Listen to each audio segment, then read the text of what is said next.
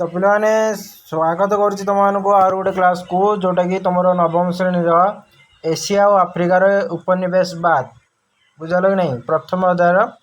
तो आम बाकी पार्ट कर देचे तो ये हूँ लास्ट पार्ट। ओके तो जो थे कि आम देखा विखंडित तुर्की तुर्की टाक कि विखंडित करा तो ओके खूब कम समय मध्य मुझे 3 पेज टी कंप्लीट करी भावुँ कारण आउ 3 पेज रहा ना गोटे 11 नंबर 12 नंबर पेज आउ 13 नंबर पेज बुझल कि नहीं आती अच्छे तो ये 3 पेज मु खूब कम समय शेष करने को चेष्टा करी एवं ता सहित भल बुझेला भाया पढ़ाई चेष्टा करी। ठीक अच्छे तो देख तुर्की साम्राज्यर अधिकृत त्रिपोली और सिरेनाइका उपरे इटालीर दाबी को यूरोपीय राष्ट्र माने समर्थन जनाइथिले।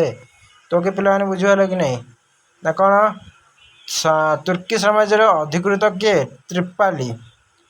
त्रिपोली ओके त्रिपोली आउ किए सिरेनाइका तुर्की साम्राज्यर अधिकृत किए थे त्रिपोली थे आउ किए थे सिरेनाइका ओके बुझिबाला कि नहीं उपरे इटालीर दाबी को यूरोपीय राष्ट्र माने समर्थन जनाइथिले बुझल। तेणु कौन है ना तेणु इटाली तुर्की विरोध में कौन है ना युद्ध घोषणा करी से दुई राज्य को अधिकार कला। इटाली कौन करथिला ना तुर्की विरोध में युद्ध घोषणा करदेला बुझल कि नहीं। तो तुर्की विषय में युद्ध घोषणा करी कौन कला ना से जो दुईटा राज्य ना त्रिपोली आउ कौन सिरे नायिका ओके तो से दुईटा राज्य उपर कौन राज्य को अधिकार करदेला किए इटाली बुझाइल कि नहीं एवं सही अंचल को लिबिया नाम दिगला। तो के बुझला मैंने बुझाइल कि नहीं देख इजिप्ट तुर्की साम्राज्य एक राज्य थिला एवं पासा नाम कौन परिचित तुर्कीर सुल्तान प्रतिनिधि कौन प्रतिनिधि द्वारा शासित होता। तो बुझल ना इजिप्ट आ कौन तुर्की इजिप्ट तुर्की साम्राज्यर कौन थिला ना एक राज्य थिला तुर्की रे इजिप्ट गोटे अच्छे जोड़ा कौन से तुर्की साम्राज्य कौन थिला गोटे राज्य थिला कोटा इजिप्ट बुझल एवं पासा नाम परिचित तुर्कीर सुल्तान प्रतिनिधि द्वारा शासित होता। कोटे किए शासित होता ना इजिप्ट शासित होता। फ्रांस इजिप्ट अधिकार पाई आग्रही होगला बुझल नहीं। तो सबू माने विखंडित होता ना तुर्कीटा विखंडित होगा लगे तो से ना कौन कला ना तुर्की रे जो थिला इजिप्टा को किए अधिकार करवा लगला ना फ्रांस अधिकार करने को लगला। तो कि पिला बुझाइल कि नहीं इजिप्ट गवर्नर किए थे ना इस्माइल पाशा सुएज केनाल खनन पाई फ्रांस रो एक कंपनी को कौन कला ना दायित्व देदेला कि तुम्हें आने आसिकी आम इजिप्ट रे कौन करिवो ना सुएज केनाल खनन करिवो क्या दायित्व देला ना फ्रांस रो गोटे कंपनी को दायित्व देला। तो पिला क्वेश्चन आसीपे इजिप्ट रो गवर्नर किए थे ना किए थे लिख किए ना इस्माइल पाशा बुझेल किए थे ना इस्माइल पाशा। ठीक अच्छे तापर देख 1869 मसीह केनाल खनन संपूर्ण होगा पर इंग्लैंड प्रधानमंत्री भारत को पथ सुरक्षित करने केनाल बहु संख्यक अंशधन क्रय कले बुझाइल। पाशांकर आर्थिक समस्या पाई इजिप्ट उपरे इंग्रेज और फरासींकर जुग्म नियंत्रण वृद्धि पाइला क्या मध्य ना इंग्रेज और फरासी दुईटांकर कौन जुग्म नियंत्रण भल माने भल संपर्क मध्य वृद्धि पाइला। ପାସା ଏହାକୁ ପ୍ରତିରୋଧ କରିବାକୁ ଉଦ୍ୟମ କରିବାରୁ ତାଙ୍କୁ ଗାଦି ତ୍ୟାଗ କରିବାକୁ ପଡ଼ିଲା। କାହାକୁ? ନା ପାସାକୁ। କାହିଁକି ପାସା ସେ ଆସିକି ତାଗିଦ କରିବ ବୁଝିଗଲେ କି ନାହିଁ? ତ ସେଥିଲାଗି ନା ପାସାକୁ କ'ଣ ହେଲା? ଗାଦି ତ୍ୟାଗ କରିବାକୁ ପଡ଼ିଥିଲା ଏବଂ ତାଙ୍କ ସ୍ଥାନରେ ଜଣେ ନୂତନ ଗଭର୍ଣ୍ଣରକୁ ନିଯୁକ୍ତି ଦିଆଗଲା। କାହା ସ୍ଥାନରେ? ନା ପାସାଙ୍କ ସ୍ଥାନରେ କାହାକୁ ନିଯୁକ୍ତି ହେଲା? ନା ଗୋଟେ ନୂତନ ଗଭର୍ଣ୍ଣରଙ୍କୁ ନିଯୁକ୍ତି ଦିଆଗଲା ପିଲାମାନେ। 1882 ମସିହାରେ ଇଂରେଜ ଓ ଫରାସୀଙ୍କ ନିୟନ୍ତ୍ରଣ ବିରୋଧରେ ହୋଇଥିବା ବିଦ୍ରୋହକୁ ଦମନ କରି ଇଂରେଜ ସୈନ୍ୟବାହିନୀ ଇଜିପ୍ଟ ଦଖଲ କରିଥିଲେ। କ'ଣ ଦଖଲ କରିଥିଲେ ପିଲାମାନେ? ନା ଇଜିପ୍ଟ ଦଖଲ କରିଥିଲେ। ପ୍ରଥମ ବିଶ୍ୱଯୁଦ୍ଧ ଆରମ୍ଭ ସମୟରେ ଇଜିପ୍ଟ ଇଂଲଣ୍ଡର ସୁରକ୍ଷା ପ୍ରାପ୍ତ ରାଷ୍ଟ୍ର। ଆଉ କ'ଣ? ତୁର୍କୀ ରାଜ୍ୟ ନୁହେଁ ବୋଲି ଇଂଲଣ୍ଡ ଘୋଷଣା କରିଥିଲା। କାଳକ୍ରମେ 1922 ମସିହାରେ ଇଜିପ୍ଟକୁ ଏକ ସାର୍ବଭୌମ ସ୍ୱାଧୀନ ରାଷ୍ଟ୍ର ବୋଲି ଗ୍ରହଣ କରିବାକୁ ଇଂଲଣ୍ଡ କ'ଣ କରିଥିଲା? ନା ବାଧ୍ୟ ହୋଇଯାଇଥିଲା। ତ ସେ ଗୋଟେ ସ୍ୱାଧୀନ ରାଷ୍ଟ୍ର ବୋଲି ଗ୍ରହଣ କରିବାକୁ ଇଂଲଣ୍ଡ ବାଧ୍ୟ ହୋଇଗଲା। ଦେଖ, ବିଭାଜିତ ସୁଦାନ। ତ ସେଇଟା କ'ଣ ଦେଖିବା।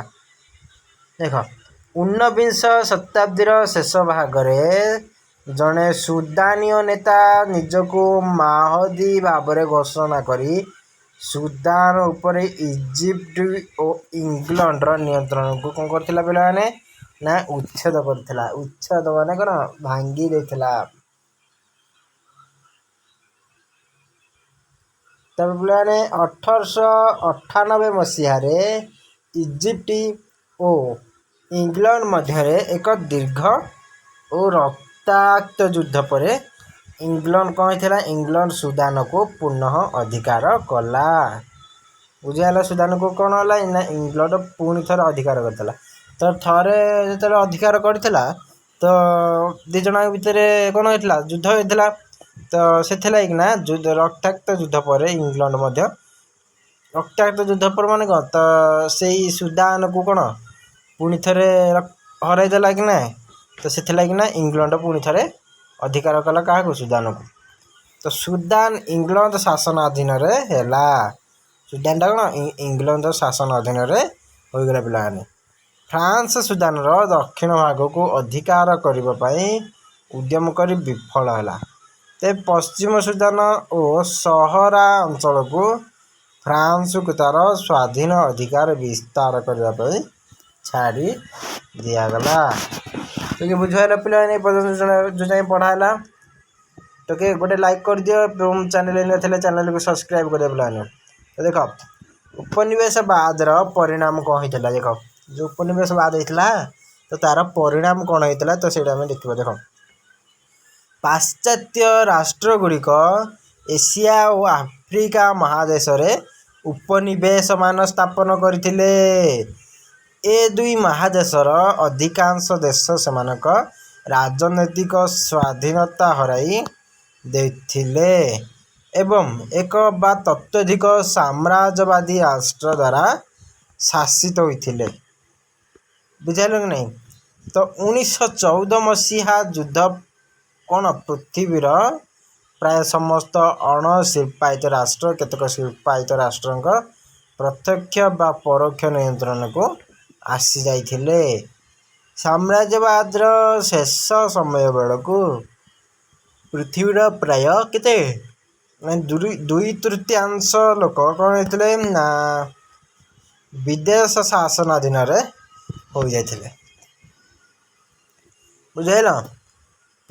କେତେ? 2/3 ଲୋକ ବିଦେଶର ଶାସନରେ ଆସିଯାଇଥିଲେ। ତ ୟୁରୋପୀୟ ରାଷ୍ଟ୍ରଗୁଡ଼ିକ ସେ ସବୁଠାରୁ କ'ଣ ବେଶୀ ଉପନିବେଶ ସ୍ଥାପନ କରିଥିଲେ ପିଲାମାନେ। ସେତେବେଳର ବିଶ୍ୱ ଅର୍ଥନୀତି ଉପନିବେଶ ଗୁଡ଼ିକର ଶୋଷଣର ଭିତ୍ତିଭୂମି ଉପରେ ପ୍ରତିଷ୍ଠିତ ହୋଇଥିଲା। ଉପନିବେଶବାଦର ନିମ୍ନଲିଖିତ ପରିଣାମ ଗୁଡ଼ିକ ପରିଲକ୍ଷିତ ହେଉଥିଲା। ଓକେ, ତାପରେ କ'ଣ ହେଇଥିଲା? ନା ପରିଣାମ କ'ଣ ହେଇଥିଲା? ତ ସେଇଟା ଦେଖିବା। ପ୍ରଥମତଃ ସାମ୍ରାଜ୍ୟବାଦ ଓ ଉପନିବେଶବାଦ ଫଳରେ ଉପନିବେଶ ଗୁଡ଼ିକର ତଥା ସାମ୍ରାଜ୍ୟବାଦୀ ରାଷ୍ଟ୍ରଙ୍କ ଦ୍ୱାରା ପରୋକ୍ଷ ଭାବରେ ନିୟନ୍ତ୍ରିତ ଅନ୍ୟାନ୍ୟ ଦେଶ ଗୁଡ଼ିକର କ'ଣ ହେଇଥିଲା ନା ଅନ୍ୟାନ୍ୟ ଦେଶ ଗୁଡ଼ିକର ଅର୍ଥନୀତି ଉପରେ ପ୍ରତିକୂଳ ପ୍ରଭାବ ପଡ଼ିଲା। ଏହି ଦେଶମାନଙ୍କରେ ସ୍ଥାନୀୟ ଶିଳ୍ପୀ ଗୁଡ଼ିକ ଲୋପ ପାଇଗଲା। ଉଦାହରଣ କ'ଣ ନା ଭାରତର କେଉଁଟା ନା ବୟନ ଶିଳ୍ପ ଏପରି ବିଧ୍ୱଂସ ହେଲା ଯେ ପୂର୍ବରୁ ଭାରତ ବିଦେଶକୁ ଲୁଗା ରପ୍ତାନି କରୁଥିବା ବେଳେ ଉପନିବେଶ ହେବା ପରେ ଭାରତକୁ ଇଂଲଣ୍ଡରୁ ଲୁଗା ଆମଦାନୀ ହେବାକୁ ପଡ଼ିଲା। ଓକେ ପିଲାମାନେ ବୁଝିପାରିଲ। ତାପରେ ଦେଖ ଦ୍ୱିତୀୟତଃ ଉପନିବେଶବାଦରେ ପ୍ରାକୃତିକ ସମ୍ପଦ ସାମ୍ରାଜ୍ୟବାଦୀ ରାଷ୍ଟ୍ରଙ୍କ ନିୟନ୍ତ୍ରଣାଧୀନ ହେଲା ଏବଂ ସେମାନେ ନିଜର ଲାଭ ପାଇଁ କ'ଣ କରୁଥିଲେ ନା ସେଗୁଡ଼ିକ ଉପଯୋଗ କଲେ। ବୁଝିଲ। ଉପନିବେଶ ମାନଙ୍କରେ ଶିଳ୍ପାୟନକୁ ନିରୁତ୍ସାହିତ କରାଗଲା ଏବଂ କେବଳ ସାମ୍ରାଜ୍ୟବାଦୀ ରାଷ୍ଟ୍ରଙ୍କର କ'ଣ ହେଇଥିଲା କେବଳ ସାମ୍ରାଜ୍ୟବାଦୀ ରାଷ୍ଟ୍ରଙ୍କ କମ୍ପାନୀର ହିତ ପାଇଁ ଆବଶ୍ୟକ ହେଉଥିବା ଦ୍ରବ୍ୟର ଉତ୍ପାଦନ ପାଇଁ କ'ଣ ଶିଳ୍ପ ପ୍ରତିଷ୍ଠା କରାଗଲା ପିଲାମାନେ। ତ ଯାହା ବି ଆବଶ୍ୟକ ଦ୍ରବ୍ୟ ଅଛି ତାରି ପାଇଁ କ'ଣ ଥିଲା ନା ଶିଳ୍ପ ପ୍ରତିଷ୍ଠା କରାଯାଇଥିଲା। ବୁଝିଲା ନାହିଁ। ଶିଳ୍ପ ମାନେ କ'ଣ ସପୋଜ ଆମକୁ ଦରକାର ଲୁଗା କିଛି ଦରକାର ଅଧିକ ରିକ୍ୱାରମେଣ୍ଟ ରହିଲା ଲୁଗା ତ ସେଥିଲାଗି ନା ଲୁଗା କଳ ଖୋଲା ହେଇଗଲା। ଲୋକମାନଙ୍କର ଅଧିକ ରିକ୍ୱାରମେଣ୍ଟ ହେଇଗଲା କ'ଣ ପଶମ ଯେଉଁ କ'ଣ ଏଇଟା ଉଲ୍ ଜାଣିଛ କି ନାହିଁ। ତ ସେଥିପାଇଁ ନା ଉଲ୍ କମ୍ପାନୀ ଖୋଲା ହେଇଗଲା ଉଲ୍ କଳ ଖୋଲା ହେଇଗଲା କ'ଣ ପଶମ ରେଶମ କ'ଣ ଓକେ। ତ ତୃତୀୟତଃ ଉପନିବେଶ ଗୁଡ଼ିକରେ ସାମ୍ରାଜ୍ୟବାଦୀ ଦେଶମାନଙ୍କର ଶିଳ୍ପ ପାଇଁ ହେଉଥିବା ଆବଶ୍ୟକତାକୁ କ'ଣ ହେଲା ମେଣ୍ଟାଇବା ଉଦ୍ଦେଶ୍ୟରେ କୃଷି ପ୍ରଣାଳୀରେ ପରିବର୍ତ୍ତନ ହେଲା। ତା ଛଡ଼ା କେତେକ ଦେଶରେ କେବଳ ଗୋଟିଏ ବା ଦୁଇଟି ଦ୍ରବ୍ୟ ଉତ୍ପାଦନ କରାଗଲା। ଗୋଟିଏ ଦେଶରେ ସବୁ ଯଦି ଦ୍ରବ୍ୟ ମାନେ ଉତ୍ପାଦନ ସେଣ୍ଟର ରହିଗଲା ତାହେଲେ ଏମିତି ବି ଦିନ ଆସିବ ମାନେ ବିରୋଧୀର କ'ଣ ଯେଉଁ ରାଜ୍ୟ ଗୁଡ଼ିକ ରହିଛନ୍ତି ଯେଉଁମାନେ ଆକ୍ରମଣ ମଧ୍ୟ କରିପାରିବେ। ଯଦି ଅନ୍ୟ ଦେଶମାନଙ୍କ ସବୁ ରହିଲା ଯଦି ଆମ ଦେଶମାନଙ୍କରେ କୌଣସି ଅଭାବ ରହିଗଲା ଅନ୍ୟ ଦେଶମାନେ ମଧ୍ୟ ଆମ ଦେଶକୁ କ'ଣ ସାହାଯ୍ୟ କରିପାରିବେ। ଓକେ। ତ ଦେଖ ଉଦାହରଣ ସ୍ୱରୂପ କ'ଣ କ୍ୟୁବାରେ ଥିବା ଚିନି ଉତ୍ପାଦନ କରାଗଲା। କ୍ୟୁବାରେ କେବଳ ଚିନି ଉତ୍ପାଦନ ହେଉଥିଲା। ଓକେ। ଚତୁର୍ଥତଃ ଉପନିବେଶ ଗୁଡ଼ିକରେ ଅତ୍ୟଧିକ କର ଓ ଖଜଣା ଆଦାୟ କରି ସାମ୍ରାଜ୍ୟବାଦୀ ରାଷ୍ଟ୍ରମାନେ ଶୋଷଣ କଲେ। ତ କି ପିଲାମାନେ ବୁଝିପାରିଲ ନା ଉତ୍ତମ ଜମି ଗୁଡ଼ିକୁ ସେମାନେ ନିଜ ଅଧୀନକୁ ନେଇଗଲେ। ବସ୍ତୁତଃ କ'ଣ ହେଲା ନା ଉପନିବେଶ ଗୁଡ଼ିକର ସମସ୍ତ ପ୍ରାକୃତିକ ସମ୍ପଦ ସାମ୍ରାଜ୍ୟବାଦୀ ମାନେ ଲୁଟି ନେଇଯାଇଥିଲେ। ଫଳରେ ଉପନିବେଶ ଗୁଡ଼ିକରେ ଦାରିଦ୍ର୍ୟ ବୃଦ୍ଧି ପାଇଲା। ସବୁ ତ ଲୁଟି ନେଇଗଲେ ଆଉ କ'ଣ ରହିବ ଯେ ରହିବେ। ବୁଝିଲ ନାହିଁ। ତ ସେମାନଙ୍କ ମଧ୍ୟରେ କ'ଣ ଦାରିଦ୍ର୍ୟ ବୃଦ୍ଧି ପାଇଲା। ରାଜନୈତିକ ସ୍ୱାଧୀନତା ପାଇବା ପରେ ମଧ୍ୟ ଅନେକ ଦେଶକୁ ଅର୍ଥନୈତିକ ପ୍ରଗତି ପାଇଁ ବହୁ କଷ୍ଟ ସହିବାକୁ ପଡ଼ିଲା। ତ ସବୁ ଲୁଟି ନେଇଗଲେ ତ ସବୁ ଯେଉଁ ଦେଶ ଗୁଡ଼ିକ କିଭଳି ଭାବେ ରହିବେ ତ ସେଥିଲାଗି ନା କ'ଣ ହେଲା ନା ଅର୍ଥ କ'ଣ ବହୁ କଷ୍ଟ ସହିବାକୁ ପଡ଼ିଥିଲା ଅର୍ଥ ନିମନ୍ତେ। ପଞ୍ଚମତଃ କ'ଣ ହେଲା ନା ପଞ୍ଚମତଃ ଉପନିବେଶବାଦ ବା ସାମ୍ରାଜ୍ୟବାଦ ଦ୍ୱାରା ବର୍ଣ୍ଣଗତ ବିଦ୍ୱେଷ ଓ ଅହଙ୍କାର ସୃଷ୍ଟି ହେଇଥିଲା ପିଲାମାନେ। ତ ସବୁ ତ ଲୁଟି ଲାଗିଗଲେ ଆଉ କ'ଣ ରହିବ ଯେ କ'ଣ ଭୋକ ବିକଳ ଯେଉଁ ଖାଇକି ପୁରା କ'ଣ ନ ଖାଇକି ସେମାନେ କ'ଣ ପୁରା ମାନେ ରାଗ ମୁଡ଼ରେ ରହିଛନ୍ତି। ବୁଝିଲେ ନାହିଁ। କ'ଣ ହେଲା ନା ପୃଥିବୀରେ ଶାସନ କରିବା ପାଇଁ ଭଗବାନ ଗୋରା ଲୋକମାନଙ୍କୁ ସୃଷ୍ଟି କରିଛନ୍ତି ବୋଲି ପ୍ରଚାର କରି ସେମାନଙ୍କୁ ଉଚ୍ଚ ବର୍ଗର ବୋଲି ବିବେଚନା କରାଗଲା। କୋଉମାନଙ୍କୁ ନା ଇଂରେଜମାନଙ୍କୁ। ଉପନିବେଶ ଗୁଡ଼ିକରେ ଗୋରା ଶାସକମାନେ ସ୍ଥାନୀୟ ଅଧିବାସୀମାନଙ୍କୁ ନୀଚ ଦୃଷ୍ଟିରେ ଦେଖି ବର୍ଣ୍ଣଗତ ବିଭେଦ ସୃଷ୍ଟି କରିଥିଲେ। କୋଉମାନେ ନା ଗୋରା ସାହେବ ମାନେ। ଗୋରା ଲୋକମାନେ ସ୍ଥାନୀୟ ଲୋକଙ୍କ ସହିତ ଏକାଠି ନ ରହି ସ୍ୱତନ୍ତ୍ର ଭାବେ ଅଲଗା ହେଇକି ରହିଲେ। ଦକ୍ଷିଣ ଆଫ୍ରିକାରେ ଏହି ବର୍ଣ୍ଣ ବୈଷମ୍ୟ ନୀତି ସବୁଠାରୁ ଅଧିକ ଘୃଣ୍ୟ ଅବସ୍ଥାରେ ରହିଥିଲା। ଓକେ ପିଲାମାନେ, ଦେଖ ଗୋଟେ ତୁମ ପାଇଁ କମ ନା ଗୋରା ସରକାରଙ୍କର ଉଗ୍ର ବର୍ଣ୍ଣ ବୈଷମ୍ୟ ନୀତି ବିରୋଧରେ ମହାତ୍ମା ଗାନ୍ଧୀ ଦକ୍ଷିଣ ଆଫ୍ରିକାରେ ପ୍ରଥମେ ଆନ୍ଦୋଳନ କରିଥିଲେ ପିଲାମାନେ, ଏବଂ ଭାରତୀୟମାନଙ୍କ ପ୍ରତି ଦମନମୂଳକ ଆଇନ ପ୍ରତ୍ୟାହାର କରିବାକୁ କ'ଣ ଥିଲା ନା ଗୋରା ସରକାରଙ୍କୁ ବାଧ୍ୟ କରାଯାଇଥିଲା। ଓକେ ପିଲାମାନେ, ବୁଝିପାରିଲ? ତାପରେ ଦେଖ ଦକ୍ଷିଣ ଆଫ୍ରିକାର ମହାନ ନେତା କିଏ? Nelson Mandela. ଦକ୍ଷିଣ ଆଫ୍ରିକାର ନେତା କିଏ ଥିଲେ?